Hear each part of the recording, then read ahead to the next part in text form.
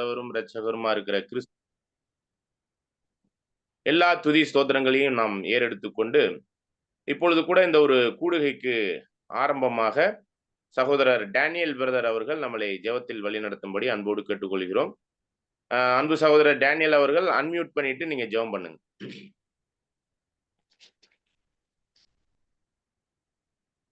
சகோதரர் டேனியல்.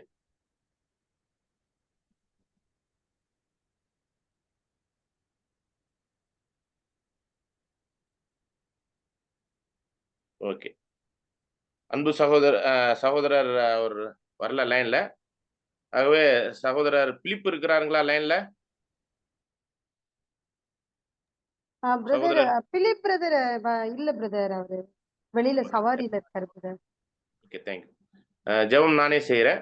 அன்பு தகப்பனே, மகா வல்லமை உள்ளவரே, கிருபை இரக்கம் உள்ளவரே, உம்முடைய அன்புக்கும் இரக்கத்திற்கும் நன்றி தகப்பனே. இந்த நாளிலும் உம்முடைய கிருபையினால இரக்கத்தினால இந்த ஒரு கூடுகைக்குள்ளாக எங்களை கூட்டி சேர்த்து உம்முடைய அற்புதமான அதிசயமான சத்தியங்களை தெளிவாக புரிந்து கொள்வதற்கு நாங்கள் வேத வாக்கியங்களை ஆராய்ந்து பார்த்து காரியங்கள் இப்படி இருக்கிறனவா என்று நாங்கள் புரிந்து அதற்குரிய சத்தியத்திற்குரிய ஜீவியத்திலே நாங்கள் சாட்சி உள்ள வாழ்க்கை வாழ்வதற்கு எங்களை அற்புதமான இந்த ஒரு அறிவு பெருத்த காலத்திலே எங்களுக்கு இப்படிப்பட்ட ஒரு ஸ்லாக்கியத்தை நீர் ஏற்படுத்தி கொடுத்திருக்கிறீர். அதற்காக நன்றி செலுத்துகிறோம்.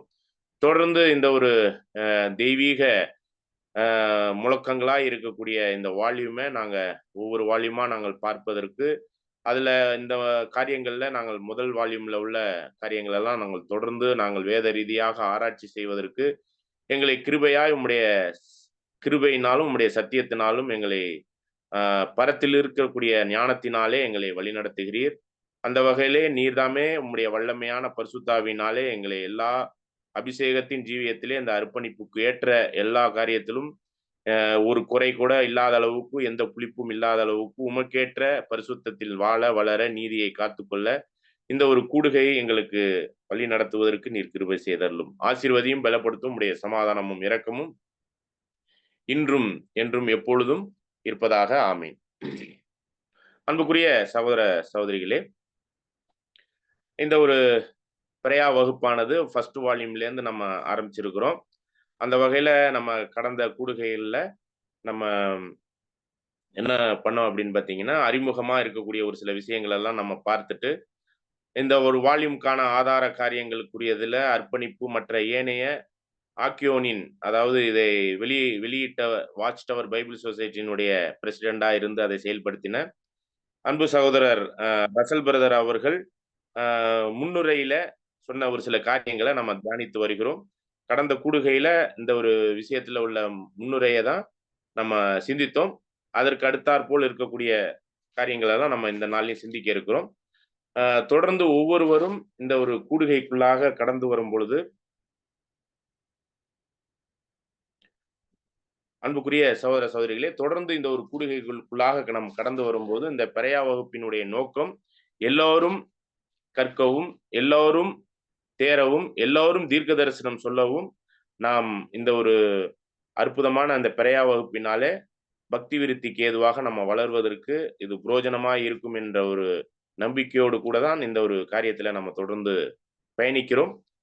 அந்த வகையில நம்ம இதுவரை நம்ம 5வது கூடுகையாக இந்த ஒரு கூடுகையை நடத்துவதற்கு தேவன் கிருபையாய் நம்மளை கூட்டி சேர்த்திருக்கிறார்.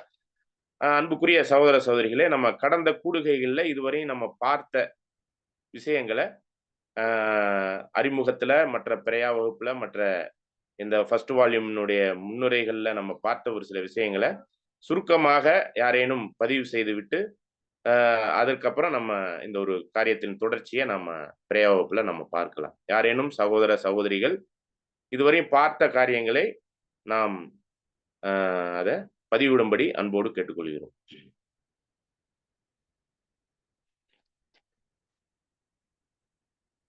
அன்பு சகோதர சகோதரிகள்,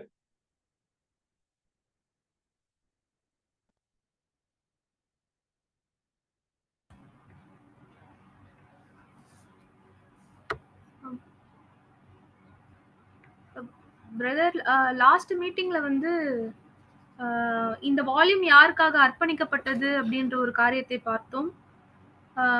அதுக்கப்புறம் ஆக்கியோனின் முன்னுரையில இந்த வால்யூம் வந்து எதுக்காக எழுதப்பட்டது, 1886ல வந்து இது வந்து அச்சிட்டு வெளியிடப்பட்டது. இத படிச்சுட்டு நிறைய ஜனங்கள் வந்து லெட்டர்ஸ் போட்டிருந்தாங்க. இந்த வால்யூம்னால நாங்க வந்து தேவனை அறியாம இருந்திருந்தவங்க கூட தேவனை பற்றி அறிஞ்சதுக்கான ஒரு விஷயத்த சொல்லியிருந்தாங்க. அதுக்கப்புறம்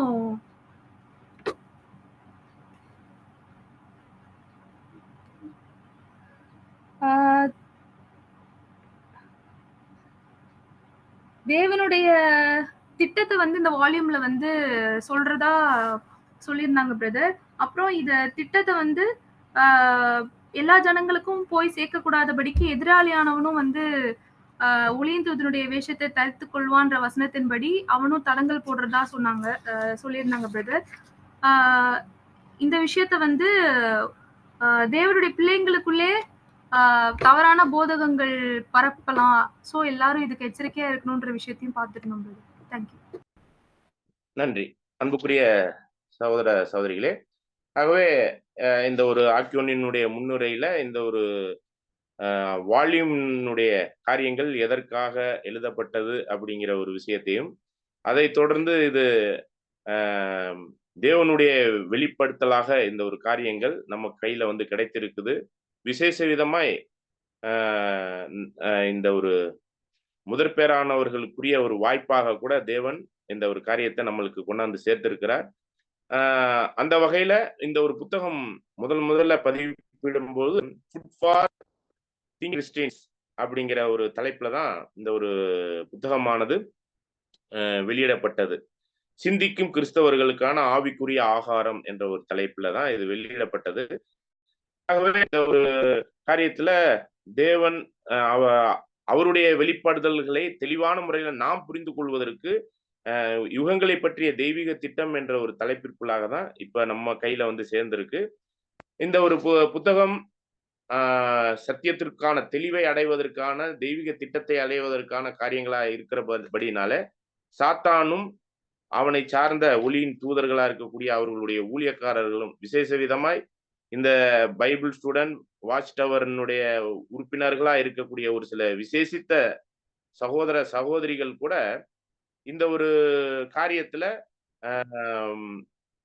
இந்த ஒரு புத்தகத்துக்கு எதிராகவும் தெய்வீக திட்டத்தினுடைய சத்தியங்கள் மற்றவர்களுக்கு போய் சேராத அளவுக்கு ஒரு ஒளியின் தூதனாக இருந்து அவர்கள் நிறைய தவறான காரியங்கள் எல்லாம் செஞ்சிருக்கிறாங்க அப்படிங்கிறதையும் இந்த ஒரு காரியத்தின் மூலமா நம்ம புரிந்து கொண்டோம்.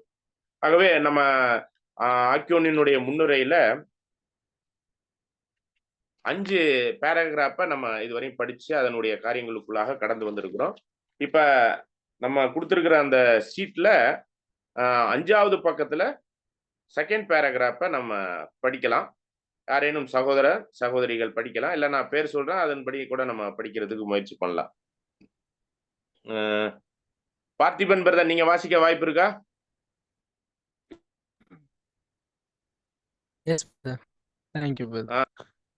ஓகே. மனுஷ கோட்பாடுகள் அப்படிங்கிற அந்த பேராகிராஃபை நீங்க படிக்கணும். Okay, thank you.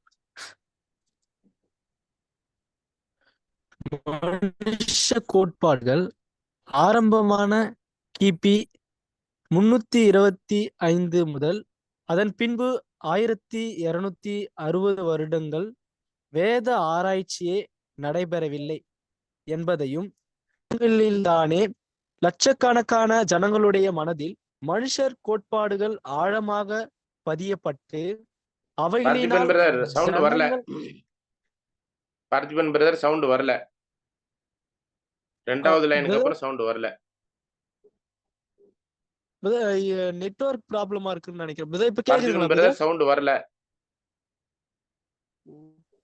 ஓகே, நான் சகோதரி அபிகாயில் சிஸ்டர் நீங்களே கண்டினியூ பண்ணுங்க.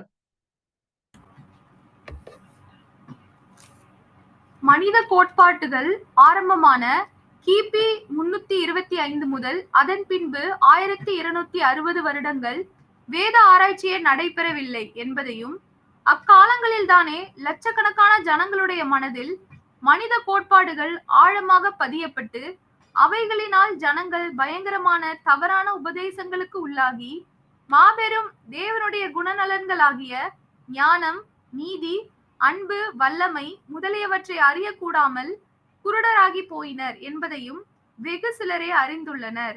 சீர்திருத்தலின் காலம் துவக்கி, அதாவது வேதம் மீண்டும் லட்சக்கணக்கான ஜனங்களுடைய கைகளில் திரும்ப கிடைத்த போது, நல்லெண்ணம் உள்ள ஆனால் வஞ்சிக்கப்பட்ட சீர்திருத்தவாதிகள் கடந்த கால தவறான கோட்பாடுகளினால் மீண்டும் அந்தகாரத்தில் சிக்குண்டு பிடிபட்டு அவர்களும் ஜனங்கள் இருளில் இருக்கவே உதவினார்கள் என்பதையும் வெகு சிலரே அறிந்துள்ளனர்.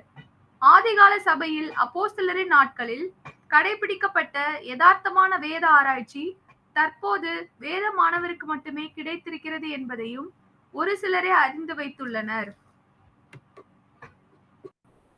ஓகே, நன்றி. அன்புக்குரிய சகோதர சகோதரிகளே, இப்ப நம்ம இந்த ஒரு பேராகிராஃப்ல உள்வாங்கின கருத்தை யார் வேணாலும் நம்ம அன்மியூட் பண்ணிட்டு அந்த கருத்தை நம்ம அந்த பேராகிராஃபினுடைய கருத்தை பதிவு பண்ணலாம்.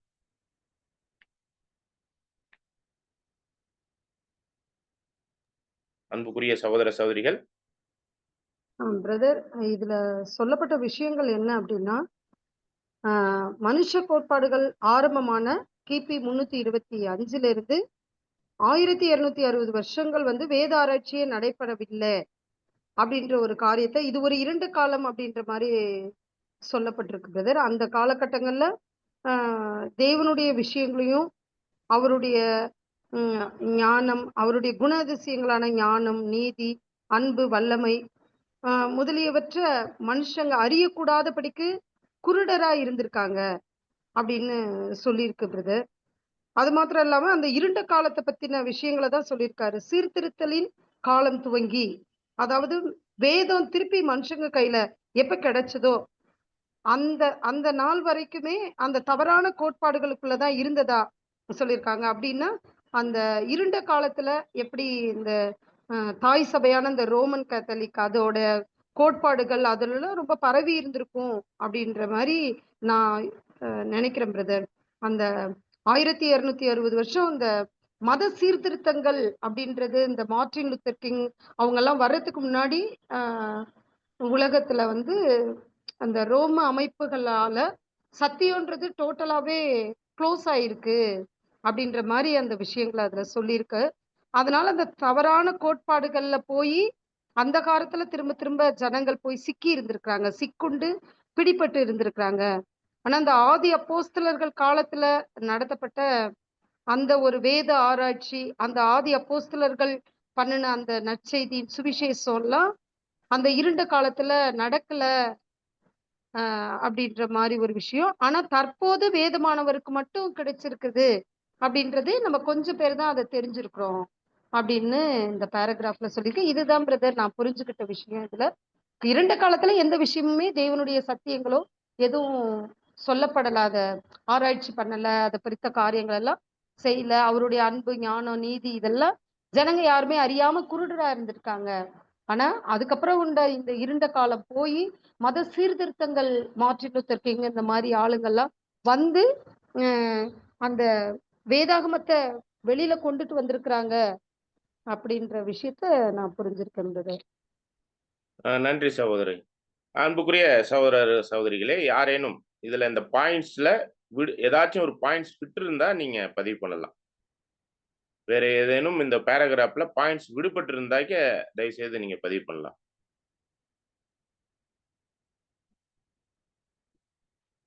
ஓகே, ஆல்மோஸ்ட் எல்லா பாயிண்ட்ஸும் நம்ம கவர் ஆகிட்டதா நம்ம பார்க்குறோம். ஓகே, இப்போ என்னன்னாக்க இந்த ஒரு காரியம், இப்போ உதாரணமா இந்த பேராகிராஃப்ல பார்க்கும்போது இந்த ஏடி 325 முதல் பைபிள் அப்படிங்கிற ஒரு விஷயமே இல்லாம போகக்கூடிய ஒரு சூழ்நிலை வந்திருக்கு. ஏறக்குறைய 1260 வருடங்கள் இருண்ட காலம், அதாவது பைபிளே இல்லாத ஒரு காலமாக இருந்ததற்கான வேத காரியங்களும் நிறையவே இருக்குது. சரிங்களா? அப்ப இந்த இருள் சூழ்ந்த அப்படிங்கும்போது வெளிச்சம் இல்லாத, விளக்கை போன்ற அந்த வசனம் இல்லாத ஒரு காலகட்டத்துல தான் இந்த பொய் மார்க்கமான உலகளாவிய மனுஷீக சிந்தனையில, மனுஷீக ஆலோசனையில அந்த மைண்ட் முழுவதுமே வேதத்துக்கு ஆப்போசிட்டா மனுஷ சிந்தனையின்படி இது செயல்படக்கூடிய ஒரு காலகட்டமா, இருண்ட காலமா இருந்திருக்கு அப்படிங்கிற ஒரு காரியத்தை கூட நம்ம பார்க்கிறோம். ஆக இதனுடைய காரியங்கள்லாம் நம்ம பார்க்கும்போது வேத ரீதியான இதற்கான எதுவும் சாட்சியங்கள் வசனங்கள் எதுவும் இருக்குதா?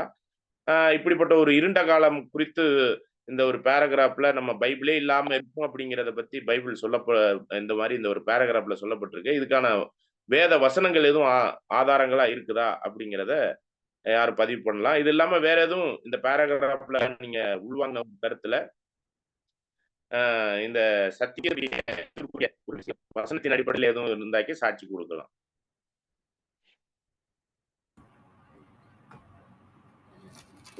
2 தீமோத்தேயு 4ஆம் அதிகாரம் 4ஆம் வசனத்துல சத்தியத்துக்கு செவியை விலக்கி கட்டுக்கதைகளுக்கு சாய்ந்து போகும் காலம் வரும்னு இருக்கு. சோ இந்த வசனத்துக்கு ஏற்பயும் மனுஷனோட போதனைக்கு அடிப்படையில ஜனங்கள் வந்து சத்தியத்தை விட்டு விலகி கட்டுக்கதைகளுக்கு சாய்ந்து போகும் காலத்தை பத்தி சொன்ன ஒரு விஷயமா இருக்குது. நன்றி நன்றி நன்றி. நீங்க அதே வேற எதுவும் காரியங்கள் இருந்தாலும் அந்த வசனங்கள் மூலமா நம்ம பதிவிடலாம். ஏறக்குறைய இந்த 1260 வருடங்கிற காரியங்களை குறித்து கூட நீங்க எதுலயும் வசனங்களின் அடிப்படையில நீங்க பதிவிடலாம். தானியேல் 12ஆம் அதிகாரம்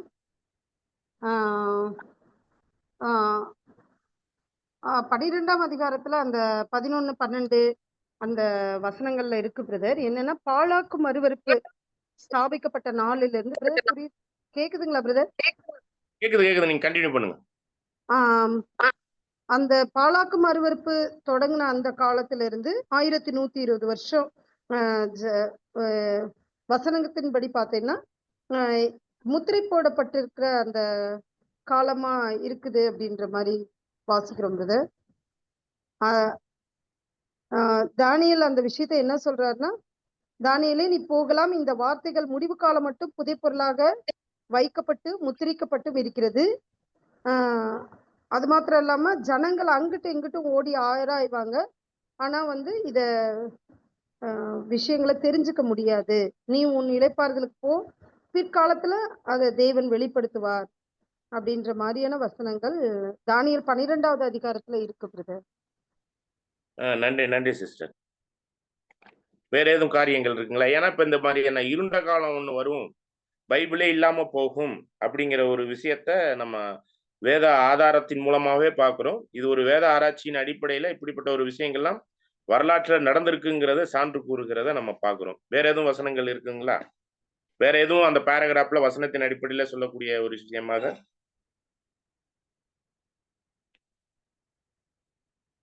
படிக்கலாம் பாருங்க. ஒரு வசனம் கூட தானியேல் 8ஆம் அதிகாரத்துல 9ல இருந்து 12 வசனத்தை வாசிக்கலாம். அவைகளில் ஒன்றிலிருந்து சின்னதான ஒரு கொம்பு புறப்பட்டு தெற்குக்கும் கிழக்குக்கும் எதிராகவும் சிங்காரமான தேசத்துக்கு நேராகவும் மிகவும் பெரியதாயிற்று. அது வானத்தின் சேனை பரியந்தம் வளர்ந்து அதன் சேனையாகிய நட்சத்திரங்களில் சிலவற்றை பூமியிலே விழப்பண்ணி அவைகளை மிதித்தது. அது சேனையினுடைய அதிபதி பரியந்தமும் தன்னை உயர்த்தி அவரிடத்திலிருந்து அன்றாட பலியை நீக்கிற்று. அவருடைய பரிசுத்த ஸ்தானம் தள்ளுண்டது.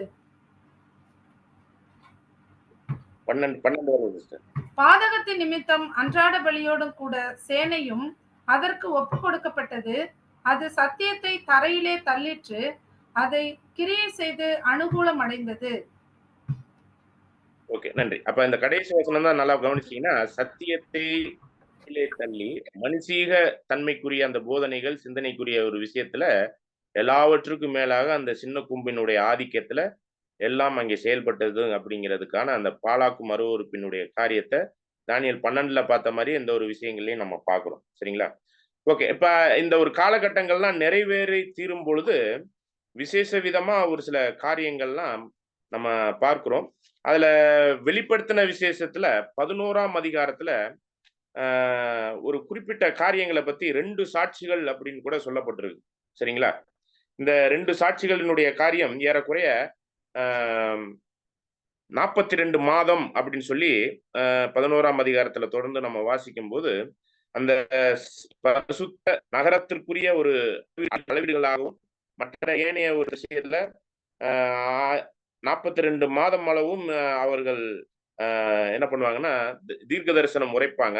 அதுக்கப்புறம் அவங்க மரணத்துக்கு எதுவா போன மாதிரி அந்த 2 சாட்சிகள், 2 ஒலிவ மரம், 2 ஒலிவ அந்த சாட்சிகளை பத்தி சொல்ல முடிக்கும் பொழுது, ஏறக்குறைய 3½ நாளுக்கு அப்புறம் அவர்கள் ஜீவன் அடைந்து எழுந்து நிற்பார்கள் அப்படிங்கிறத நம்ம 7லேருந்து 8, 9 வசனங்கள்ல நம்ம பார்க்கிறோம். சரிங்களா? இப்ப அந்த 10வது வசனத்தை நீங்க படிக்கலாம் பாருங்க. அவ்விரண்டு தீர்க்கதரிசிகளும் பூமியின் குடிகளை வேதனைப்படுத்தினபடியால் அவர்கள் நிமித்தம் பூமியில் குடியிருக்கிறவர்கள் சந்தோஷப்பட்டு களிகூர்ந்து ஒருவருக்கொருவர் வெகுமதிகளை அனுப்புவார்கள். 3½ நாளைக்கு 9வது தொடர்ந்து வாசிங்க.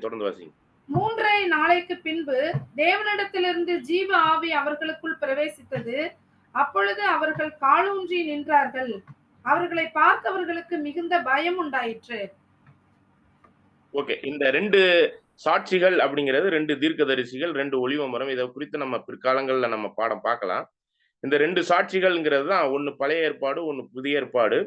ஏறக்குறைய 1260 வருஷம் அளவும் அப்படிங்கும்போது, ஏறக்குறைய அந்த ஒரு இருண்ட காலம் 539 இருந்து 1799 வரையும், 1799 வரையும், இந்த காலகட்டம் தான் 1260 வருடங்களாக சொல்லப்பட்டிருக்கிறது. சரிங்களா? ஓகே, அதுக்கப்புறம் ஒரு 3½ வருடம், அதாவது இந்த இடத்துல சொல்லப்படும் 3½ நாளுக்கு அப்புறம் இவங்க 2 பேரும் தேவனுடைய ஆவி வந்து எழுந்து நின்று சாட்சி கொடுத்தாங்க அப்படின்னு சொல்லும்போது, இந்த 3½ வருடத்துல என்ன நடந்துச்சு? 1799 இருந்து 1803 அல்லது 1803 ஒரு விசேஷ விதமான ஒரு காரியம் நடந்துச்சு இந்த 3½ வருஷத்துல. என்னன்னு பாத்தீங்கன்னா, உலகளாவிய அளவுல எல்லா மொழிகளிலும் அநேக பைபிள் சொசைட்டியின் மூலமாக மொழிபெயர்ப்புகள், பைபிள் எல்லாருக்கும் கையிலே வந்துச்சு. சரிங்களா? இது வந்து விசேஷ விதமா எவஞ்சலிக்கல் அப்படின்னு சொல்லி ஒரு சில அமைப்பு, பைபிள் சொசைட்டின்னு சொல்லி ஒரு சில அமைப்பு, இது மாதிரி அநேக அமைப்புகள் சேர்ந்து இந்த ஒரு பைபிளை எல்லா மொழியிலும் மொழிபெயர்த்து எல்லா நாடுகளுக்கும் சேர்ப்பதற்கான ஒரு காரியம். விசேஷ விதமா அந்த 1799ங்கிறப்ப அந்த கிறிஸ்துவின் போப்பு மார்க்கத்தினுடைய பேரடி 1260 வருடத்தின் நிறைவு பகுதியை பத்தி சொல்லப்படுது.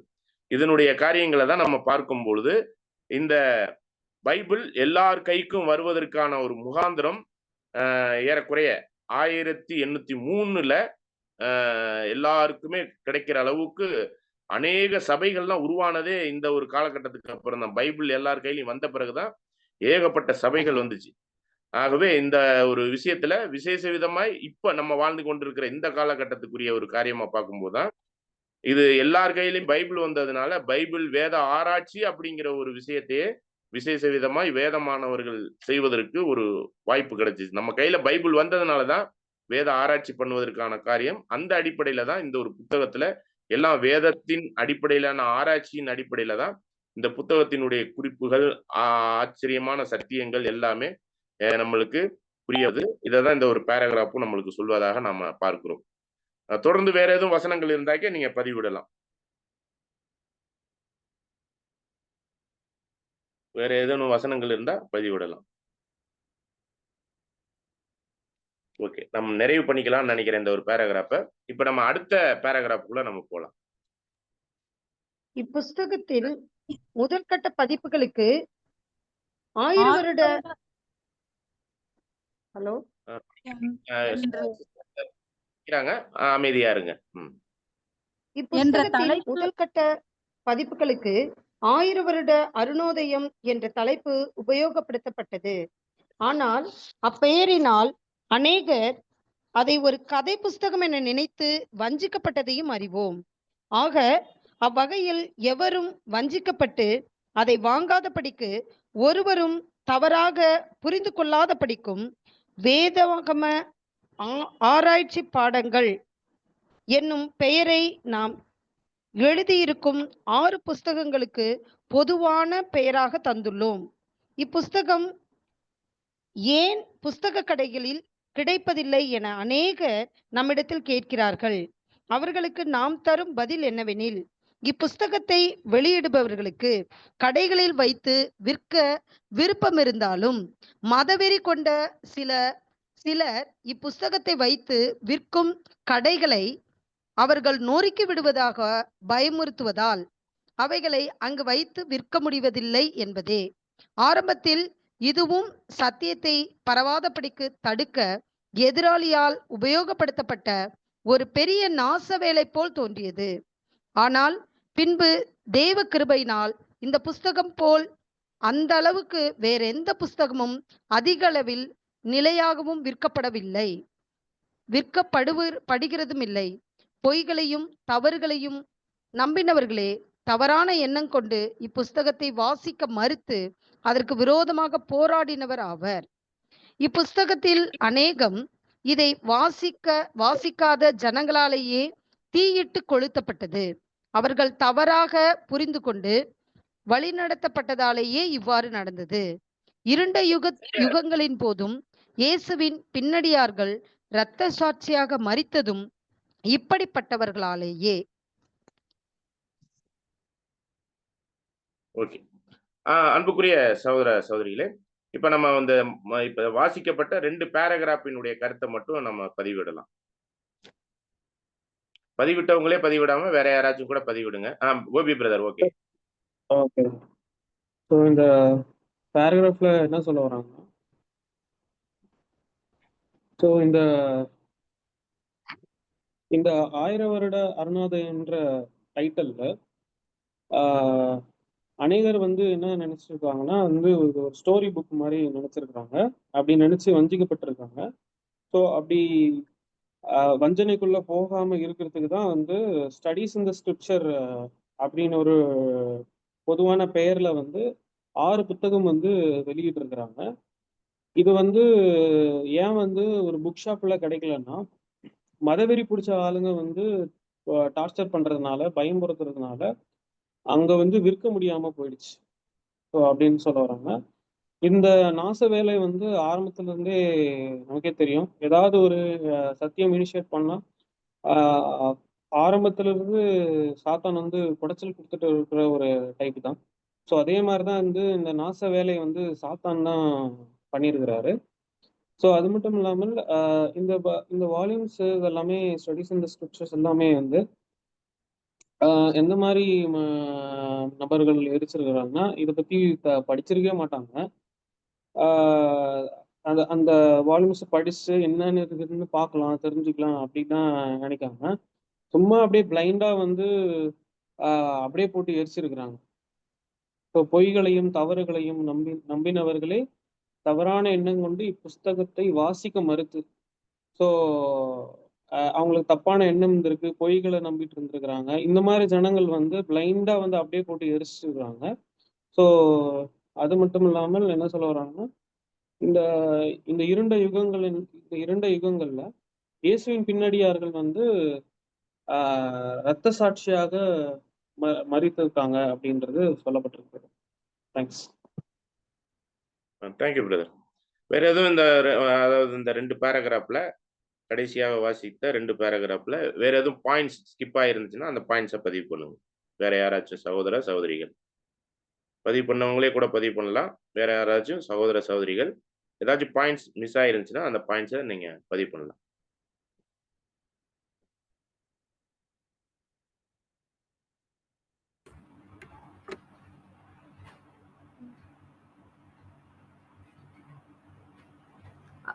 பிரதர், அதாவது இயேசுவின் பின்னடியார்கள் வந்து, அதாவது ஃபாலோவர்ஸ் வந்து மறிச்சாங்கல்ல, அவங்களும் வந்து இந்த மாதிரி முன்னாடி தேவனை பத்தி தெரியாம, சத்தியத்தை பத்தி அறியாம இருந்த ஒரு பர்சன்ஸ்னாலதான், அதாவது ஒரு மதவெறி கொண்ட இப்ப புக்கை வந்து மதவெறினால எரிச்சிருக்காங்க.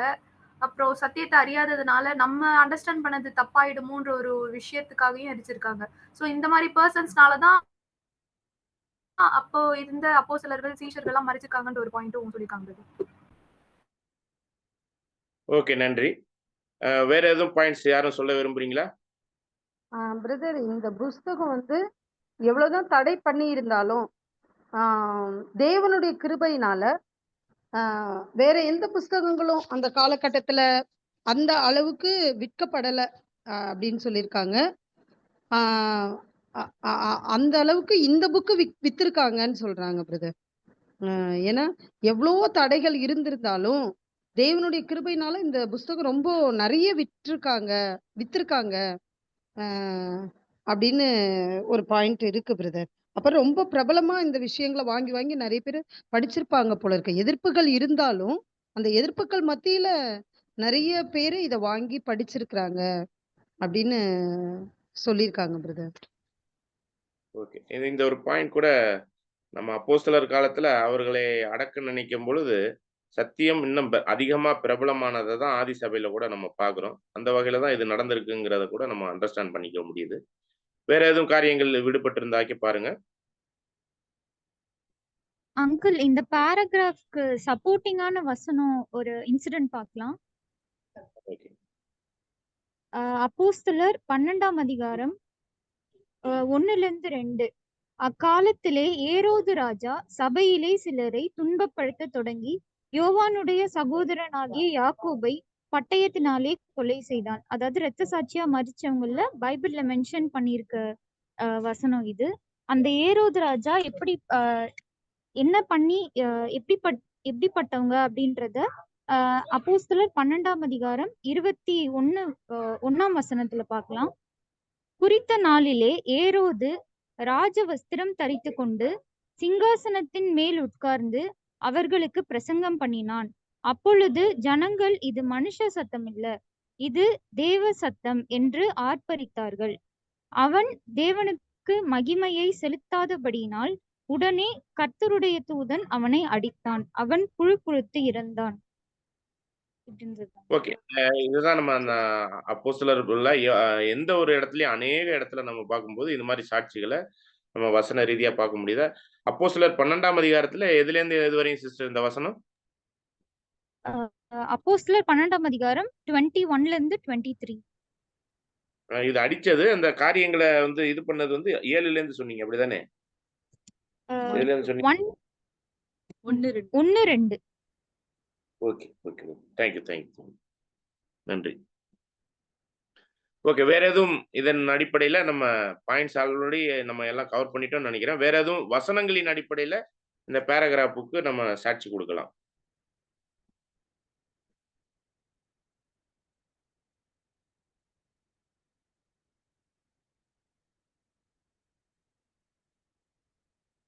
ஓகே. நம்ம சிம்பிளாவே நம்ம இதை ஸ்கிப் பண்ணி போகலாம். இருப்பினும் நம்ம ஆண்டவர் சொன்ன ஒரு வார்த்தையை நம்ம நினைவு கூர்ந்தோம்னா நல்லா இருக்கும் அப்படின்னு நான் நினைக்கிறேன். காரியங்கள் இப்படி இருக்க வேத வாக்கியங்களை ஆராய்ந்து பாருங்கள் அப்படிங்கும்போது இந்த வேத வாக்கியத்தினுடைய ஆராய்ச்சிக்குரிய ஒரு புத்தகம் தான் இந்த 6 வால்யூம் அப்படிங்கிறத நம்ம புரிந்து கொள்ள வேண்டும். இப்படிப்பட்ட இந்த வேத வாக்கியங்களை ஆராய்ந்து பார்க்கும் பொழுது அது முழுவதும் நம்மளுக்கு நித்திய ஜீவனுக்கான ஒரு வழிவகையையும் தொடர்ந்து கிறிஸ்துவை பற்றி அறிகிற அறிவிலையும் நாம் பெருக முடியும். இது விசேஷ விதமாய் நம்மளுக்கு இந்த ஒரு பிரயா வகுப்புக்கு இந்த ஒரு தலைப்புல தான் நம்மளுக்கு ஸ்டடிஸ் ஆஃப் த ஸ்கிரிப்சர் அப்படிங்கிற ஒரு தலைப்புல தான் நம்ம 6 தொகுப்பையும் நம்ம பார்த்துருக்குறோம். அதுதான் நம்ம யோவான் 5ஆம் அதிகாரம் 39. நம்ம ஒரு பைபிள் ஸ்டூடெண்டா இருக்கிறோம் அப்படின்னாலே இந்த 39 தான் நம்முடைய வாழ்க்கையினுடைய மிக முக்கியமான ஜீவனுக்கான ஒரு விஷயமாக நம்ம பார்க்கிறோம். அந்த வகையில எல்லா வகையான சத்தியங்களையும் இந்த ஒரு புத்தகத்துல ஆசிய வேதமானவர்களாய் தெளிவாக புரிந்து கொள்வதற்கு எல்லா வகையான சப்போர்ட்டும் இது பண்ணுது அப்படிங்கிறதையும் நம்ம புரிந்து கொள்கிறோம். அப்ப நம்ம கலாத்தியர் 2ஆம் அதிகாரம் 2வது வசனத்துல கூட பார்க்கும் பொழுது அப்போஸ்தலர் பவுல் விசேஷ விதமா இந்த சத்தியத்தை எல்லா இடத்துலையும் போய் சொல்றாரு. இருப்பினும் இது எல்லாருக்கும் போய் சேர்ந்திருந்தாலும் சர்க்குலேஷன் ஆயிருந்தாலும் அது அதனுடைய காரியங்கள் சத்தியங்கள் அப்போஸ்தலர் காலத்திலையும் சரி, இந்த ஒரு முடிவு காலத்துல வாழ்ந்து கொண்டிருக்கிற நம்மளுக்கும் சரி, யாருக்கு தேவன் கொண்டு போய் சேர்க்கணுமோ அதை கொண்டு போய் சேர்த்து விடுவார். அப்படியாக நம்மளுக்கு ஆசீர்வாதத்தை தேவன் நம்மளுக்கு இவ்வாறாக நம்மளுக்கு கட்டளையிட்டு இருக்கிறாருங்கிறத கூட நம்ம புரிந்து இருக்கிறோம். தொடர்ந்து நம்ம இப்ப என்ன பண்ணிடலாம்னா அடுத்த பேராகிராஃப் அதுக்குள்ள நம்ம போகலாம். அடுத்த பேராகிராஃப்னா, ஆம் சகோதரரே, நீங்களும் உங்கள் அதிகாரிகளும் அறியாமையினாலே இதை செய்தீர்கள் என்று பரிசுத்த பேதுரு அப்போஸ்தலர் 3:17 சொல்கிறபடியே இயேசுவும் அவரையாவது அவருடைய உபதேசங்களையாவது அறிந்து கொள்ளாதவர்களாலேயே துன்புறுத்தப்பட்டு மரணத்துக்குள்ளாயினர். அறிந்தார்களானால் மகிமையின் கர்த்தரை சிலுவையில் அறைய மாட்டார்களே. 1 கொரிந்தியர் 2:8. ஆனால் இப்புஸ்தகத்திற்கு எதிரான அதன் விரோதங்கள் எவ்வளவுக்கு எவ்வளவு அதின் மேல் அநீதியும் கசப்பும் உண்மையில்லாதவர்களாயிருந்தார்களோ அவ்வளவுக்கு அதிகமாய் அதன் நண்பர்கள் அதன் மேல் பற்றுதலும் அன்பும் வைராக்கியமுள்ளவர்களாகவும் இருக்கின்றனர்.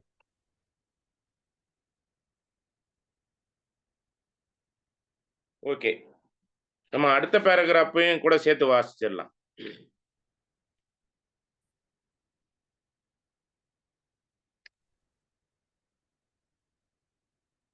அடுத்த பேராகிராஃபையும் சேர்த்து வாசிச்சிடலாம்.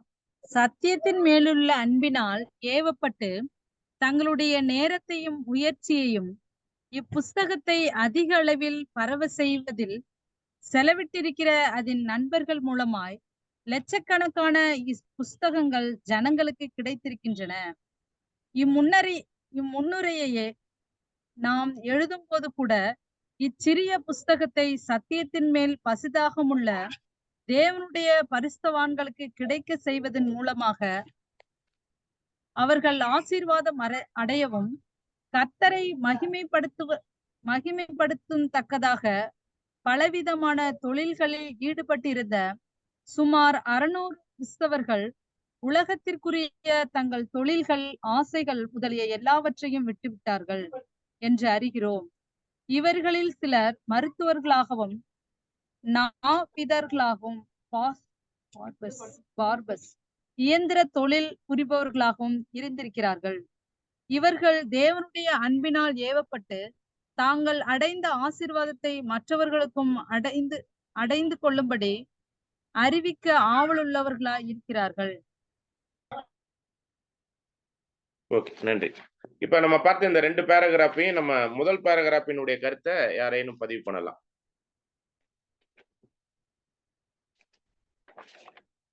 முதல் பேராகிராஃப்ல என்ன சொல்லியிருக்குன்னா பிரதர், இவ்வளவு வந்து இந்த புக்ல வந்து நிறைய தீயிட்டு கொளுத்தி இந்த மாதிரி எல்லாம் அந்த புக்குக்கு அந்த புஸ்தகம் வெளியிடாதபடிக்கு, அந்த புஸ்தகம் வெளியில வராதபடி நிறைய போராட்டங்கள் அந்த இது கொடுத்திருந்தாலும், ஆனா அறியாமையினாலதான் இதை செஞ்சாங்க. எப்படி வந்து இயேசுவும் அவருடைய சீசர்களும் அவர் வாழ்ந்த காலத்துல தேவனுடைய நாமத்தை சொல்லும் போது எப்படி துன்பப்படுத்தப்பட்டாங்களோ, அதே போலதான் இன்னைக்கு இருக்க அந்த புஸ்தகம் வெளியிட்ட அந்த காலகட்டத்திலயும் நடந்திருக்கு. எப்படி கிறிஸ்துவ அவங்க வந்து சிலுவையில அரைஞ்சாங்கன்னா, தேவனுடைய குமாரன்ற அந்த ஒரு இது அவங்களுக்கு தெரியாததுனாலதான் அவரை சிலுவையில அரைஞ்சிருந்தாங்க.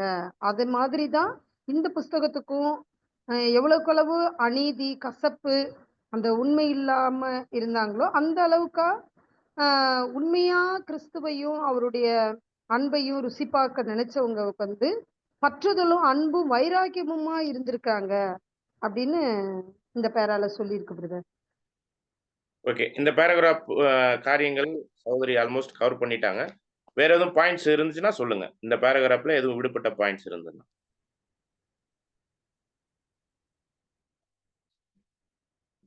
ஓகே, நம்ம அப்ப அடுத்த பேராகிராஃபுக்குள்ள போயிடலாம். அடுத்த பேராகிராஃபை யாரேனும் பதிவிடும்படி அன்போடு கேட்டுக்கொள்ளப்படுகிறீர்கள். அடுத்த பேராகிராஃப்.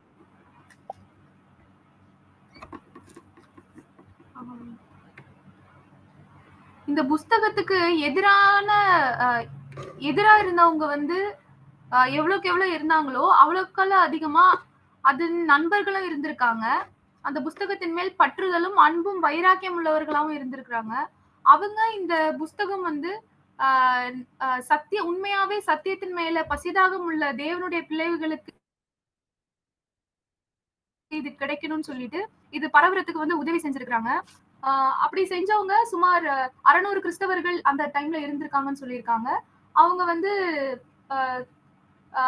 இந்த புஸ்தகம் பரவணுங்கிறதுக்காக தங்கள் தொழில்கள், அப்புறம் ஆசைகள் முதலானவற்றை வந்து தேவனுக்காக விட்டு இருக்காங்க அப்படின்னு சொல்லி இதுல மென்ஷன் பண்ணியிருக்காங்க. சோ இவங்க என்ன நினைச்சிருக்காங்கன்னா, இவங்களுக்கு இந்த புஸ்தகத்தை படிச்சு தேவனுடைய ஆசீர்வாதம் கிடைச்சிருக்கு. ஸோ இந்த ஆசீர்வாதம் வந்து மத்த பரிசுத்தவான்களுக்கும் கிடைக்கணும் அப்படின்னு சொல்லிட்டு இவங்க பிரயாசப்பட்டு இந்த புஸ்தகத்தை எழுதியிருக்கிறது சொல்லியிருக்காங்க பிரதர். தேங்க்யூ. Thank you thank you. வேற எதுவும் பாயிண்ட்ஸ் இதுல மிஸ் ஆயிருந்துச்சுன்னா சொல்லலாம். இந்த அன்புக்குரிய புக்கு சகோதர இந்த புக்கு வெளியிட்டதுல பிரதர் 600 கிறிஸ்தவர்கள் இதுல வந்து உண்மையாவே ரொம்ப ஈடுபாடா இந்த காரியங்களை பண்ணியிருக்காங்க அப்படின்னு சொல்லியிருக்காங்க. அதுல முக்கியமா மருத்துவர்களும் நாவிதர்கள் அப்படின்ற அப்புறம் இயந்திர தொழில் புரியுறவங்களும் அச்சு வேலை செய்யறவங்களா இருப்பாங்கன்னு நினைக்கிறேன் பிரதர். இவங்கெல்லாம் கூட இதுல பங்கு பெற்றிருக்காங்க. இந்த விஷயங்களை ஆஹ் அச்சிடுறதுக்கு, இந்த விஷயங்களை வெளியிடுறதுக்கு அவங்க ரொம்ப ரொம்ப உதவியா இருக்காங்க. கர்த்தருடைய நாமத்தை மகிமைப்படுத்துறதுக்காகவும் சத்தியத்தின் மேலுள்ள அன்பினால அவங்க ஏவப்பட்டு இவ்வளவு விஷயத்தையும் அவங்க செஞ்சிருக்காங்க அப்படின்னு சொல்லியிருக்காரு பிரதர். ஓகே. நன்றி சிஸ்டர். இதுல நம்ம பார்க்கும்போது ஆங்கிலத்துல நான் பார்க்குறேன். அதுல doctors, school teachers, nurses, ministers, barbers, mechanics, people from every walk of life அப்படின்னு சொல்லப்பட்டிருக்கு. எல்லா வகையான சூழ்நிலையில இருந்த சகோதர சகோதரிகளும் விசேஷ விதமா குறிப்பிட்ட இந்த ஒரு வேலை வாய்ப்புல இருந்து செயல்பட்டவர்களும் இதற்காக அவ்வளோ பிரயாசப்பட்டு இந்த ஒரு காரியங்களை செஞ்சிருக்கிறாங்க அப்படிங்கிறது இங்க பதிவு பண்ணப்பட்டிருக்கிறத நம்ம பார்க்கிறோம்.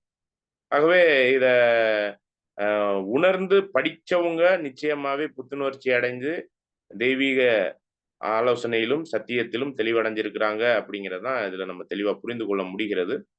அத ஆண்டவர் அவருடைய காரியமாகவே எடுத்து இந்த ஒரு விஷயங்கள் எல்லாம் நம்ம கையிலையும் கொண்டாந்து சேர்த்திருக்கிறாருங்கிறப்ப நம்ம தேவனுக்கு எல்லா வகையான துதி ஸ்தோத்திரங்களையும் நாம் ஏறெடுக்க வேண்டியவர்களாகவும் இருக்கிறோம்.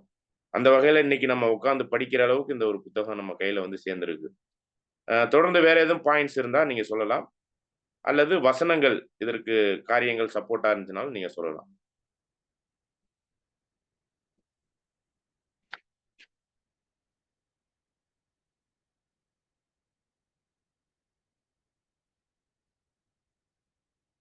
ஓகே. பாருங்க, இந்த ஒரு புத்தகமானது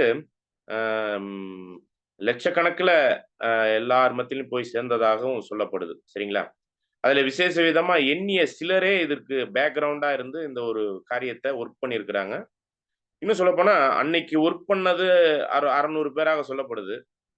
இன்னைக்கும் அதனுடைய விளைவு, அதனுடைய ரிசல்ட் இன்னைக்கு வரையும் நம்ம கையில வந்து அது கிடைச்சு கொண்டு இருக்கு. சரிங்களா? இன்னும் சொல்லப்போனா அன்னைக்கு காசு கொடுத்து வாங்கியிருப்பாங்கன்னு நான் நினைக்கிறேன். இன்னைக்கும் ஒரு சில சூழ்நிலைகள்ல நம்மளும் அதை கொடுத்து வாங்கினாலும் ஒரு சில சூழ்நிலைகள் நம்மளுக்கு இலவசமாகவே இந்த ஒரு சத்தியத்துக்குரிய வாஞ்சை உள்ளவர்களுக்கு வந்து கிடைச்சு கொண்டு இருக்குது அப்படிங்கிறது கூட நம்ம உண்மையான உணர்வுல இதை புரிந்து கொள்ள முடிகிறது. தேவன் நம்மளுக்கு எவ்வளவு ஆச்சரியமா இந்த ஒரு காரியங்களெல்லாம் நம்ம கையில வந்து கிடைக்கிற அளவுக்கு செஞ்சிருக்கிறாங்க. இதெல்லாம் எப்பயோ நடந்தேறிய ஒரு காரியம். ஆனாலும் இன்று நம்ம கையில வந்து கிடைக்கிற அளவுக்கும் தேவன் கிருபையா நம்மளுக்கு வழிநடத்தி இருக்கிறார். இந்த வகையில இந்த ஒரு புத்தகம் அநேகருக்கு போய் சேர்ந்திருக்கு. அநேகர் இதை வேற வேற விதமாலாம் செயல்படுத்தி இருந்தாலும் நம்ம கலாத்தியர் 2ஆம் அதிகாரத்துல 1, 2 வசனத்தை நம்ம வாசிக்கும் போது விசேஷ விதமா 2வது வசனத்தை வாசிங்க. தேவ அறிவிப்பினாலே போய் புறஜாதிகளிடத்தில் நான் பிரசங்கிக்கிற சுவிசேஷத்தை அவர்களுக்கு விவரித்து காண்பித்தேன். ஆயினும் நான் ஓடுகிறதும் ஓடினதும் வீணாகாதபடிக்கு எண்ணிக்கை உள்ளவர்களுக்கே தனிமையாய் விவரித்து காண்பித்தேன். ஓகே, நன்றி. பாருங்க, இந்த சத்திய மார்க்கமானது எல்லாருக்கும் போய் ராஜ்யத்தின் சுவிசேஷம் இப்போ இந்த காலகட்டத்துல போய் சேர்ந்துகிட்டு இருக்குது. அன்னைக்கு அப்போஸ்தலர் செஞ்ச அந்த மாதிரியான விசேஷமான ஊழியத்தை தான் இந்த கடைசி காலத்துல இருக்கக்கூடிய இந்த வாட்ச் டவர் பைபிள் சொசைட்டில இருந்து ஏங்கின ஏறக்குறைய 600க்கும் மேற்பட்ட சகோதர சகோதரிகள் விசேஷ விதமா நம்முடைய சார்லஸ் தேசரசல் அவர்களுடைய மேற்பார்வையில இப்படிப்பட்ட ஒரு அற்புதமான ஒரு ஊழியத்தை செஞ்சிருக்கிறாங்க.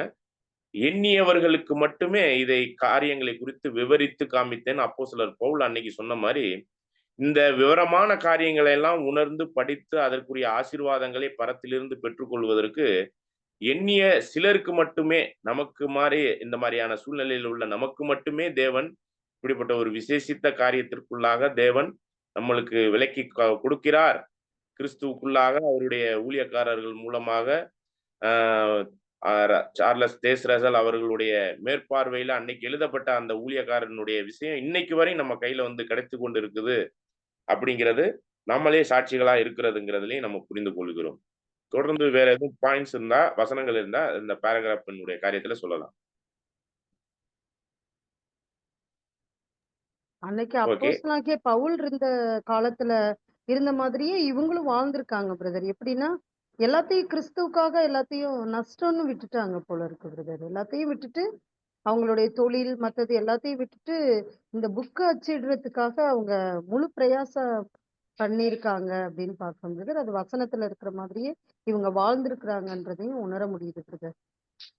நிச்சயமா அந்த ஒரு வாய்ப்பை தேவன் இப்ப நம்மளுக்கும் கொடுத்திருக்கிறார் அப்படிங்கிறதையும் நம்மளும் புரிந்து அன்னைக்கு 600 பேரா இருந்து இத காரியங்களை உலகளாவிய அளவுல கொண்டு வந்து சேர்த்தாங்கன்னா, நாம் உலகளாவிய அளவுல இன்னைக்கு இந்த ஒரு ஆழமான சத்தியங்கள் எல்லாம் அதிகமா படிக்கிற நிலைமையில தமிழ்நாட்டுல உள்ள சகோதர சகோதரிகளுக்கு கர்நாடகா போன்ற இடங்கள்ல தான் தமிழ்நாட்டு இந்தியாவுல தான் இப்படிப்பட்ட ஒரு விசேஷித்த காரியம் இருக்குது.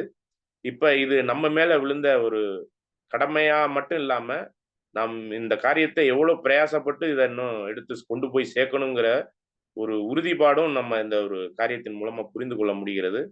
இது நம்ம மேல விழுந்த கடமை என்று கூட நினைக்காம, அதற்கு மேலாக நம்ம வைராக்கியம் உள்ளவர்களாய் இதற்காகவே இந்த ஒரு சத்தியத்தை உள்வாங்கி இன்னும் தெளிவா நம்ம அதை கொண்டு போய் சேர்ப்பதற்கு பிரயாசப்படலாம். நன்றி. வேற எதுவும் பாயிண்ட்ஸ் இருக்குங்களா? ஓகே. கடைசி பேராகிராஃபுக்கு நம்ம வந்துடலாம். படிக்கலாம். யாராச்சும் ஒரு சகோதரன், இதுவரை சகோதரன், சகோதரிகள் வேற யாராவது படிக்காதவங்க படிக்க முயற்சி பண்ணுங்க.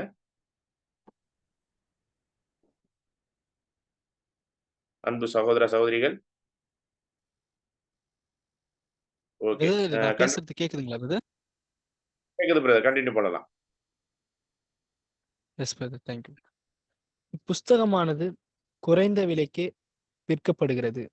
அப்படி இருந்தும் பொது ஜனங்களுக்கு விற்கும்படி எடுத்துச் செல்லும் ஊழியர்களுக்கு கிடைக்கும் பணம் அவர்களுடைய செலவுக்குட்படக்கூட போதாததாய் இருக்கிறது என்றாலும் சில சமயங்களில் நஷ்டமடைந்த போது கர்த்தருக்காகவும் சத்தியத்திற்காகவும் சகோதரர்களுக்காகவும் சில அசௌகரியங்களையும் கஷ்ட நஷ்டங்களையும் அடைய பாத்திரவான்களாக இருப்பதினால் அவர்கள் அதிக மன மகிழ்ச்சி அடைந்திருக்கிறார்கள். கிறிஸ்துவுக்குள் ஜீவனை அடையலாம் என்னும் நற்செய்தி இப்புஸ்தகத்தின் ஒருவரிடமிருந்து மற்றொருக்கு செல்லும் இந்த நல்ல வேலை தொடர்கிறது. கடந்த காலத்தில் அது மிகுதியாய் ஆசீர்வாதத்தை அளித்திருந்தது போலவே வருங்காலத்திலும் அதனால் உண்டாகும் ஆசீர்வாதம் மிகுதியாய் இருப்பதாக. ஆசிரியரும் வெளியிடுபவர்களும் இதையே எதிர்பார்க்கிறார்கள். இப்புஸ்தகத்தை வாசிக்கும் யாவருக்கும் எனது மனமுவர்ந்த வாழ்த்துக்கள். தேங்க்யூ. நன்றி பிரதர். அன்புக்குரிய சகோதர சகோதரிகளே, இந்த காரியங்களையும் நம்ம சிம்பிளாவே பதிவு பண்றது அளவுக்கு தான் இருக்குது. யாராச்சும் சகோதர சகோதரிகள் தொடர்ந்து அந்த ஒரு காரியத்தை உள்வாங்கினவங்க இந்த கடைசி பேராகிராஃபின் காரியத்தை பதிவு பண்ணலாம். பிரதர், இந்த பேராகிராஃப்ல என்ன சொல்ல வர்றாங்கன்னா, குறைந்த விலைக்கு தான் இந்த புக்கு வந்து சேல் பண்ணப்பட்டிருக்கு. ஸோ இந்த சேல் பண்ண, அதாவது இந்த ஊழியர்கள் வந்துட்டு இந்த புக்ஸை படிச்சுட்டு பொது ஜனங்களுக்கு வந்து கொடுக்கறதுக்கு ஊழியம் பண்ணியிருக்காங்க. குறைந்த விலைக்கு வந்து கொடுத்துருக்குறாங்க. அது அவங்களுக்கு வந்து நஷ்டமா இருந்தாலும், அதாவது பத்தலை, குறைந்த விலைக்கு விற்கும்போது பத்தாததா போயிருக்கு. ஸோ என்னதான் நஷ்டம் அடைந்தாலும் கிறிஸ்துக்காகவும் சத்தியத்திற்காகவும் சகோதரருக்காகவும் வந்து சந்தோஷம் அடைந்திருக்காங்க. ஸோ ஏன்னா எல்லாரும் கிறிஸ்துக்குள் ஜீவனை அடையணும். ஸோ இந்த புஸ்தகத்தின் மூலமாக ஒருவருக்கு வந்து டிரான்ஸ்ஃபர் ஆகிறதுனால அதில் சந்தோஷப்பட்டிருக்காங்க. எப்படியோ கிறிஸ்துவின் நற்செய்தி வேலை வந்து டிரான்ஸ்ஃபர் ஆகுது, ட்ரூத் ஷேர் ஆகுதுன்னு சொல்லிட்டு மன மகிழ்ச்சி அடைந்திருக்கிறாங்க. ஸோ கடந்த காலத்தில் வந்து இந்த புக்ஸ் வந்து ரொம்ப பலன் அளிச்சிருக்கு, ஆசீர்வாதத்தை கொடுத்துருக்கு. ஸோ ஃபியூச்சர்லேயும் வந்து இந்த புக்ஸை படிக்கிறவங்களுக்கு மிகுந்த ஆசீர்வாதம் கிடைக்கும் அப்படின்னு வந்து இந்த புக் எழுதின ஆத்தர் வந்து சொல்றாரு.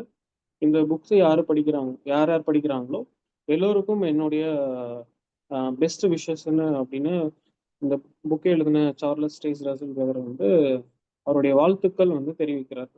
Thanks. Thank you sir, thank you brother, thank you. Okay, இதுல பிரதர் ஆல்மோஸ்ட் எல்லா பாயிண்ட்ஸுமே கவர் பண்ணிட்டார். வேற எதுவும் பாயிண்ட்ஸ் விடுபட்டு இருந்துச்சுன்னா பதிவு பண்ணலாம்.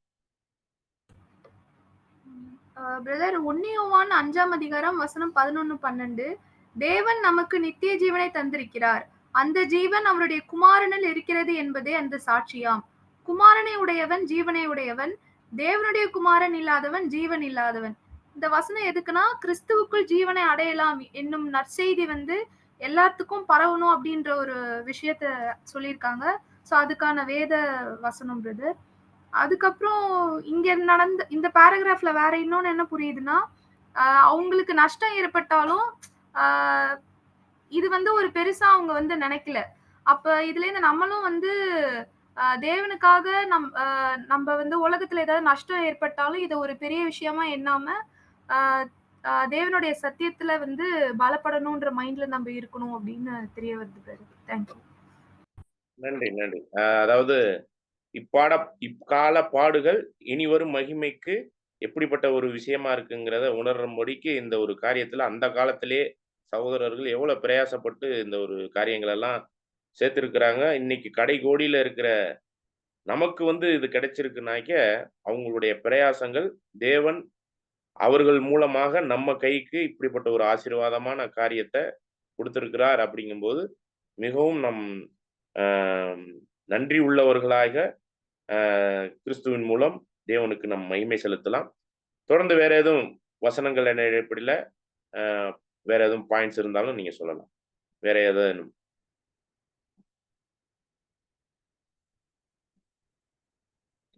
ஓகே. 2 தீமோத்தி 2ஆம் அதிகாரத்துல 11 முதல் 13 வசனத்தை வாசிக்கலாம் பாருங்க. 2 தீமோத்தி 2ஆம் அதிகாரம் 11 முதல் 13 வசனங்கள்.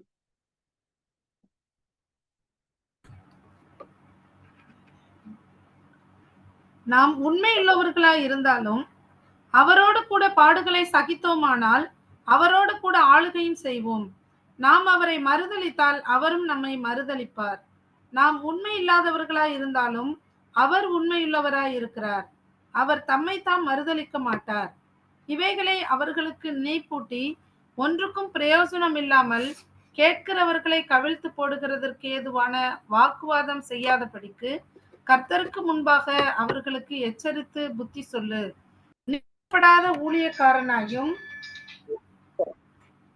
வெட்கப்படாத ஊழியக்காரனாயும் சத்திய வசனத்தை நிதானமாய் பகுத்து போதிக்கிறவனாயும் உன்னை தேவனுக்கு முன்பாக உத்தமனாக நிறுத்தும்படி ஜாக்கிரதையாயிரு. 10வது வசனத்தையுமே வாசிச்சிருங்க. ஆகையால் தெரிந்து கொள்ளப்பட்டவர்கள் கிறிஸ்து இயேசுவினால் உண்டான இரட்சிப்பை நித்திய மகிமையோடு பெற்றுக்கொள்ளும்படி சகலத்தையும் அவர்கள் நிமித்தமாக சகிக்கிறேன். ஓகே, அன்னைக்கு அவர் இவ்வாறாக சகித்தார். அதனுடைய காரியங்கள் நமக்கும் அது புரிய வருது. அந்த ஒரு விஷயத்துல வேத வாக்கியங்களை பகுத்து பார்த்து நாம் தெளிவடைய வேண்டும் அப்படிங்கிறதையும் கூட இந்த ஒரு வசனங்கள் மூலமாக நாம் புரிந்து கொள்கிறோம். நம் வீணான வாதத்துக்குரிய எந்த ஒரு விஷயத்திலையும் நம்ம இதுல போக போறதில்லை. இருப்பினும் இந்த சத்தியத்திற்காக நம்ம மேல கொடுக்கப்பட்டிருக்கிற இந்த கடமையின் அடிப்படையில கூட நம்ம என்ன பண்ண வேண்டியிருக்குன்னா, அவரோடு கூட இந்த சத்தியத்திற்குரிய ஒரு ஜீவியத்துல சாட்சியுள்ள வாழ்க்கையும் வாழணும். உண்மை உள்ளவர்களாய் வாழ்ந்து அவருக்குரிய சாட்சியுள்ள காரியத்துல அவரோடு கூட பாடுபட்டால் அவரோடு கூட நம்ம மகிமை அடைவோம் என்ற ஒரு வாக்குத்தத்தத்தோடு இந்த ஒரு காரியங்கள் எல்லாம் நம்ம புரிந்து கொள்கிறோம். தொடர்ந்து வேற எதுவும் வசனங்கள் இருந்தா நம்ம கன்க்ளூட் பண்ணிடலாம். இப்ப வேற எதுவும் வசனங்கள் இருக்குங்களா? ஓகே, இப்ப நம்ம பார்த்த 1 2 3 4 5 6 பேராகிராஃபையும் ஒரு ஷார்ட்டா ஒரு 2 மினிட்ஸ்ல கன்க்ளூட் பண்ணுங்க. யாராச்சும் ஷார்ட்டா 2 மினிட்ஸ்ல, டைம் ஆயிடுச்சு. இன்று பார்த்த ஆக்கியோனின் முன்னுரைய 2 மினிட்ஸ்ல கன்க்ளூட் பண்ணுங்க. அன்புக்குரிய சகோதர சகோதரிகள்,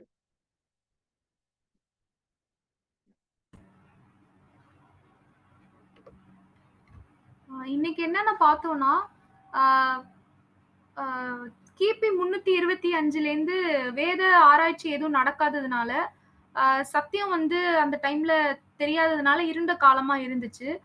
அதுக்கப்புறம் பிற்பாடு ஆஹ் சத்தியம் வந்து எல்லாருக்கும் போக ஆரம்பிச்சது. அதாவது வால்யூம்ஸ் எழுதினாங்க. ஸ்டடீஸ் இன் த ஸ்கிரிப்சர்ஸ் என்ற ஒரு இதுல 6 வால்யூம்ஸ் எழுதி வெளிப்படுத்தினாங்க.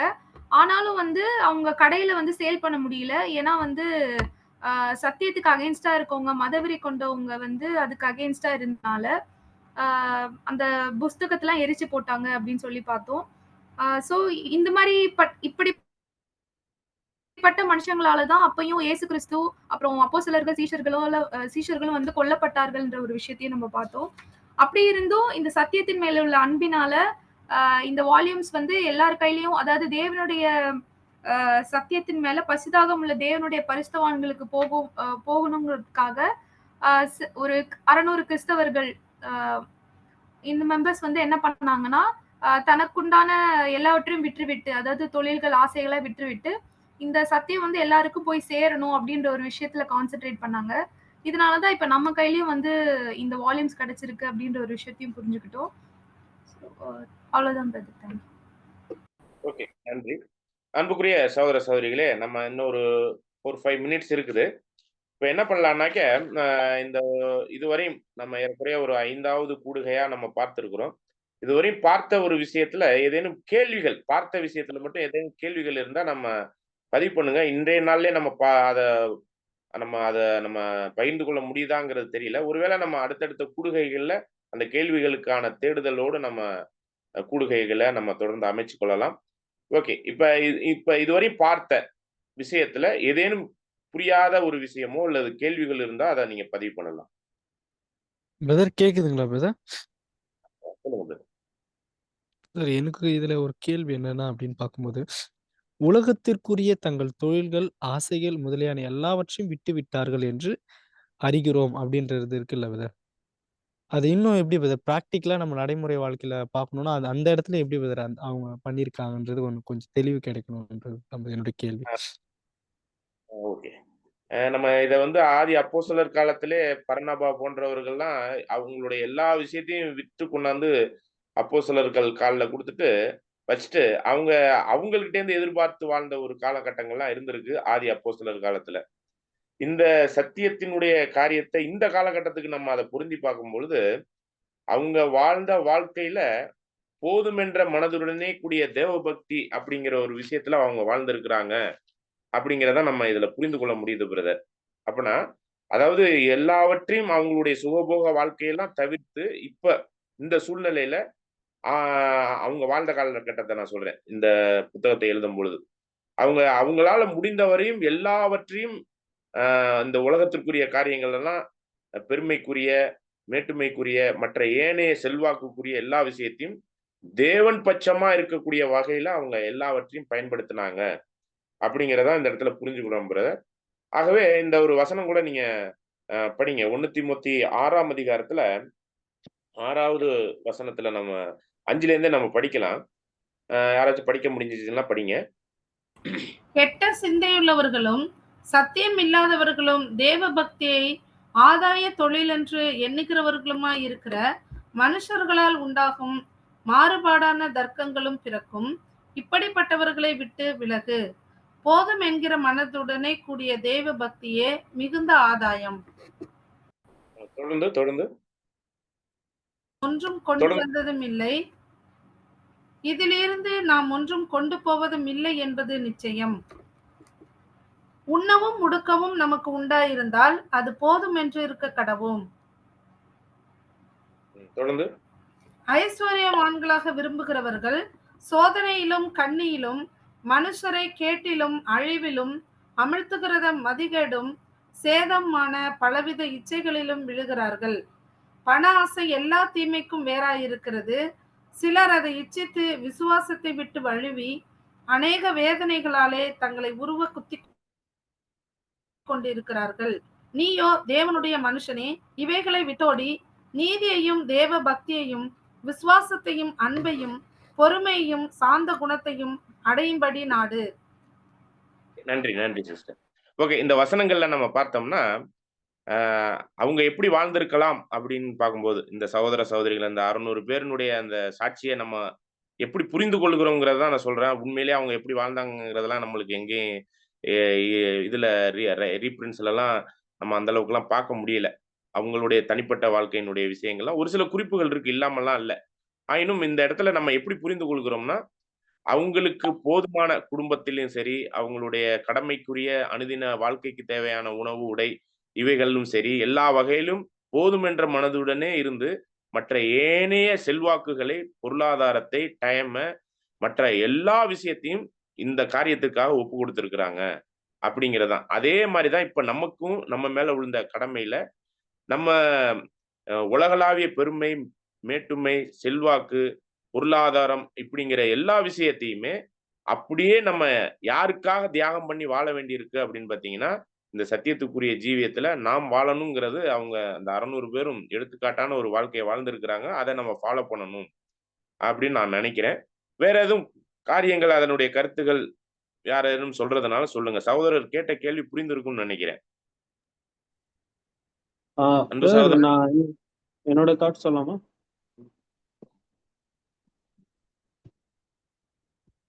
சொல்லாமா பிரதர் என்னோட தாட்ஸ்? சொல்லுங்க. கன்டின்யூ பண்ணுங்க. பிரதர் கேட்ட கேள்வி வந்து இந்த மாதிரி வாழ்க்கை வாழ்ந்ததுக்கு வாய்ப்பு இருக்குன்னா, இப்போ இந்த doctor, school teachers, nurses, ministers, barbers, mechanics, so இவங்க எல்லாமே வந்து பார்த்தீங்கன்னா ஒரு நல்ல டிகிரி ஹோல்டர்ஸாக இருக்கிறாங்க.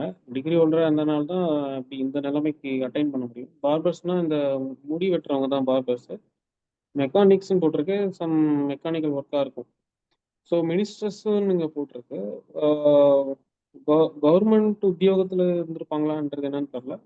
மினிஸ்டர்ஸ்ன்னு இருக்கு, டாக்டர்ஸ் இருக்கு, ஸ்கூல் டீச்சர்ஸ் இருக்கு, நர்சஸ் இருக்கு. ஸோ இவங்கள வந்து நல்ல ஒரு பொறுப்புள்ள பதவியில் இருந்திருக்காங்க. அவங்களுக்கு கிடைக்கிற இன்ஃப்ளூயன்ஸு, அவங்களுக்கு கிடைச்ச பணம், நேரம், இது எல்லாமே வந்து சத்தியத்துக்காக மட்டுமே பயன்படுத்தி இருக்கிறாங்க. தாளந்துகள். ஸோ விச் மீன்ஸ் வந்து எப்படி சொல்லணும்னா, நமக்கு கிடைக்கிற ஓய்வு நேரம் எல்லாமே இப்போ உலக ஜனங்கள் வந்து அவங்களுடைய மாம்சத்தின் இச்சை, ஆசைகள் அதை நிறைவேற்றுறதுக்கு ஓடிட்டு இருப்பாங்க. பட் இந்த புக்ஸ் படிச்சு இவங்க பெற்ற சத்தியத்தின் மூலமாக அவங்க சம்பாரிச்ச பணம், அப்புறம் ஸ்கில்லு, நாலேஜ் எல்லாமே வந்து நேரம் எல்லாமே சத்தியத்துக்காகவே மட்டும் டைம் ஸ்பெண்ட் பண்ணியிருக்கிறாங்க. ஸோ அந்த படிப்புக்கு ஏற்ற மாதிரி பந்தா காமிக்கிறது அந்த மாதிரி இல்லாமல் ஹம்பிளாக வாழ்ந்துருக்காங்க. இதுதான் என்னுடைய பார்க்கும்போது அப்படிதான் என்னுடைய புரிந்து கொள்ளுதல். Thank you. Thank you brother. Thank you. Parthiban brother, உங்களுக்கு ஓரளவு அந்த ஆன்சர் கிடைச்சிருக்கும்னு நான் நினைக்கிறேன். காரியங்கள் நீங்க தான் சொல்லணும். பிரதர் கிடைச்சிருக்கு. பட் இன்னொன்னு இருக்குங்க. கேட்கலாங்களா? நேரம் போதியதா இருக்குதுங்களா? நான் ஒரு தெளிவுக்காக கேட்கலான்ட்டு இருக்கிறேங்க. அதான் கேட்கலாங்கன்னா தொடர்றேன் பிரதர். பிரதர் கேட்கலாம். ஒருவேளை நம்ம இன்னைக்கே பதிவு பண்ண முடியலனாலும் தொடர்ந்து நம்ம அடுத்தடுத்த கூடுகையிலும் பண்றோம். ஆனா கேள்வியை கேட்டுருங்க நீங்க. ஓகே. Thank you brother.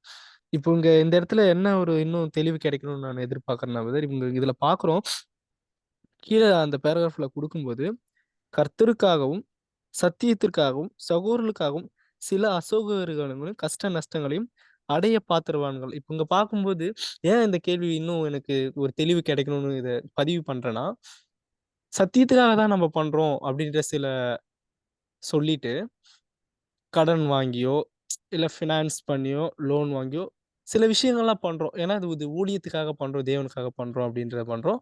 ஆனா அந்த இடத்துல பார்க்கும்போது தேவனுடைய ஊழியத்துக்காக பசினியா பட்டினியாவும் அசௌகரியங்கள்லாம் இதெல்லாம் ஏற்பட்டிருக்கு. இப்படி இருக்கும் பட்சத்தில் நம்ம ஒரு சில விஷயங்கள்லாம் பார்க்குறோம். லோன் வாங்கி சில விஷயங்கள்லாம் பண்றோம் இல்லையா? பண்றோம். ஆனா அது தேவனுக்காக தான் பண்றோம். சத்தியத்துக்காக தான் பண்றோம்ன்னு சொல்லும்போது, அதை எப்படி எடுத்துக்கலாங்க? ஏன்னா, இந்த இடத்துல எனக்கு அது கொஞ்சம் குழப்பமா இருக்கிற மாரி கொஞ்சம் ஃபீல் ஆச்சுங்க. நம்ம சத்தியத்துக்காக பண்றோன்னும்போது, நம்ம கிட்ட என்ன இருக்குதோ, ஸோ அத வச்சு நம்ம பண்ணிட்டு போறது, அது சிறந்ததா இருக்குமா? இல்ல இதுவும் சத்தியத்துக்காக தான் பண்றோம் அப்படின்றதுக்காக, இந்த அ நம்ம அமௌண்ட் எல்லாம் வந்து லோன் வாங்கி, ஸோ வீடு வாங்குறதோ, இல்ல லோன் வாங்கி நம்ம கார் வாங்குறதோ, இதெல்லாம் ஊழியத்துக்கு தானே நம்ம பயன்படுத்துறோன்ற ஒரு விஷயங்கள் கேள்விப்படுறாங்க. அப்ப அப்படி இருக்கும்போது அதை எப்படி புரிஞ்சுக்கிறது? சத்தியத்தின் அடிப்படையில அது சரிதானா? அது அப்படி தவறா புரிஞ்சுக்கிற மாரி ஒரு கண்ணோட்டம் இருக்குதுங்க. ஸோ இதுதான் கேள்விங்க. அப்ப இங்க பார்க்கும்போது, ஆ இல்லாத நிலைமைலாம் இருந்திருக்குது. கஷ்டப்பட்டுருக்கிறாங்க. ரொம்ப வறுமைலாம் இருந்திருக்கிறாங்கன்னும்போது, ஸோ அத எப்படி புரிஞ்சுக்கிறது? அப்படின்றது தான் என்னுடைய கேள்வி. ஸோ இப்போ ஓகே பிரதர். வாழ்வாதாரத்துக்கு தேவையானது நம்ம உழைச்சு தான் வாழணும் பிரதர். தெசலோனிக்கர் புத்தகத்துல வேலை பார்க்காதவன் சாப்பிடக்கூடாதுங்கிறத சொல்லியிருக்கார். அப்படிப்பட்டவர்களை விட்டு விலகணும் அப்படிங்கிறதையும் தெளிவான வசனம் சொல்லுது. ஓகே. இப்ப நீங்க நீங்க சொல்ற ஒரு விஷயம் பார்க்க போகும்போது என்னன்னா, லோன் போட்டெல்லாம் ஊழியம் பண்ணணுமா? அப்படிங்கிற ஒரு கேள்வி இருக்கு. இது வந்து இந்த கேள்விக்குள்ள நம்ம போம்போது 6த் வால்யூம்லலாம் நம்ம பிளான் பண்ணணும். எல்லா விஷயத்தையுமே பிளான் பண்ணணும். அந்த பிளானிங்ல நம்ம லோன் போடுறதெல்லாம் வந்து முற்றிலுமே தவிர்க்கணும். கடன் வாங்குவதும், கடன் குடுப்பதும் முற்றிலும் தவிர்க்க வேண்டும்.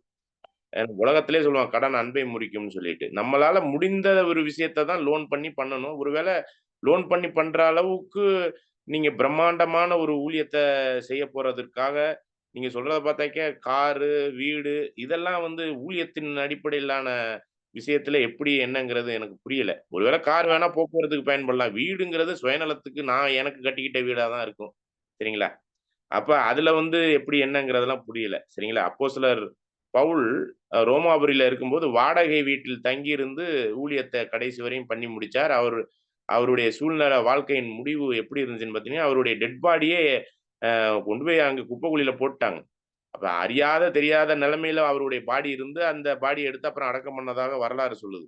அப்படிங்கும்போது, எந்த ஒரு விஷயத்திலும் தனக்கென்று எதுவுமே இல்லாம பொது நலத்தோட அப்படியெல்லாம் செய்றாங்களா? அப்படிங்கிறதெல்லாம் கேள்வியா இருக்குது. நான் வீடு கட்டினா என் பேர்ல தான் நான் வீடு கட்டுவேன். வண்டி வாங்குனா எனக்கு தான். என்னுடைய சுயநலங்களுக்கு தான் நான் அத பயன்படுத்துவேன். அத வந்து கடவுளுடைய காரியத்துக்காக லோன் வாங்கி கார் வாங்கினேன், வீடு கட்டுறேங்கிறதெல்லாம் வந்து சுயநலங்களாக தான் இருக்க எனக்கு அ என் மனதுல சொல்லப்படுற ஒரு விஷயத்த நான் சொல்றேன். இப்ப நான் கூட அப்படிதான் பயன்படுத்துறேன். அப்படி பயன்படுத்துனாக்க, என்னால முடிஞ்சத நான் பயன்படுத்துறேன்னு தான் சொல்ல முடியுமே ஒழிஞ்சு, நான் என்னமோ முற்றிலும் எல்லாவற்றையும் அப்படியே கடவுளுக்காக குடுத்துட்டு பண்ணிக்கிட்டு இருக்கிறோம் அப்படின்லாம் யாரும் சொல்றதுக்கெல்லாம் இல்ல. அதனால கடன் வாங்கி எல்லாம் எதுவும் செய்ய வேண்டியதில்ல பிரதர். சரிங்களா? நம்மளுக்கு தேவன் எவ்வளவு குடுத்திருக்காரோ, அதுக்குரிய காரியத்துல தான் தேவன் உங்கள்ட்ட கேள்வி கேட்பார். நான் குடுத்த தாலந்து இவ்வளவு. இத நீ என்ன பண்ணேன்னு தான் கேட்க போறாரு ஒழிஞ்சு, குடுக்காத ஒரு விஷயத்துக்கிட்ட உங்கள்கிட்ட தேவன் எந்த ஒரு விஷயத்தையும் எதிர்பார்க்க போறதில்ல. ஆகவே அவங்க செஞ்சிருக்கிறாங்கன்னா, அவங்களுக்கு போதுமென்ற மனதுடனே கூடிய தேவ பக்தியில அவங்கள்கிட்ட இருந்த எக்ஸ்ட்ரா விஷயத்த எல்லாத்தையுமே கடவுளுக்காக ஒப்பு குடுத்து அத செயல்படுத்துனாங்க. அப்படிங்கிற மாரி தான் இத நம்ம புரிந்து கொள்கிறோம். 6த் வால்யூம்லயும் அதற்குரிய காரியங்கள நெறைய விஷயங்கள் சொல்லப்பட்டிருக்கு. அது அந்த காரியங்கள் வரும்போது நம்ம இன்னும் கூட தெளிவா அடைஞ்சுக்கலாம் பிரதர். ஓகே. வேற எதுவும் கேள்விகள் இருந்தா நீங்க கேள்விய மட்டும் பதிவு பண்ணுங்க. அ மற்ற காரியங்கள நம்ம இந்த நிறைவுக்குள்ள வந்துரலாம் நம்ம. வேற எதுவும் கேள்விகள் மட்டும் இருந்தா, பதில் இப்ப நம்ம பார்க்க முடியாது. கேள்விகள் மட்டும். இப்ப தியானிச்ச விஷயங்கள்ல, இந்த 5 கூடுகையில தியானிச்ச விஷயங்கள்ல ஏதேனும் கேள்விகள் இருந்தால்.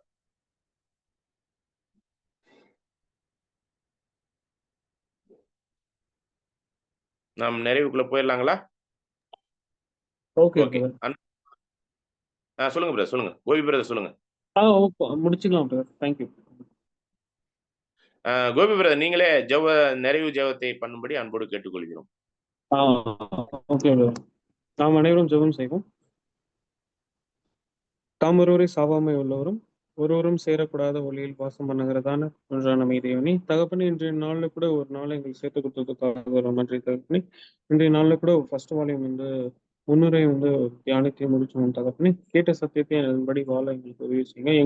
நீங்க எங்களுக்கு கொடுக்கக்கூடிய தாளந்து மற்றும் பணம், அறிவு எல்லாம் வந்து சத்தியத்துல வந்து டைம் ஸ்பெண்ட் பண்ண எங்களுக்கு உதவி செய்யுங்க தகப்பனே. இனிவரும் நாட்கள் ரொம்ப பொல்லாததா இருக்கிறதுனால எங்களுக்கு பரிசுத்த ஆவியை தந்து வழிநடத்த வேண்டுமாய் தாழ்மையோடு கேட்கிறோம்.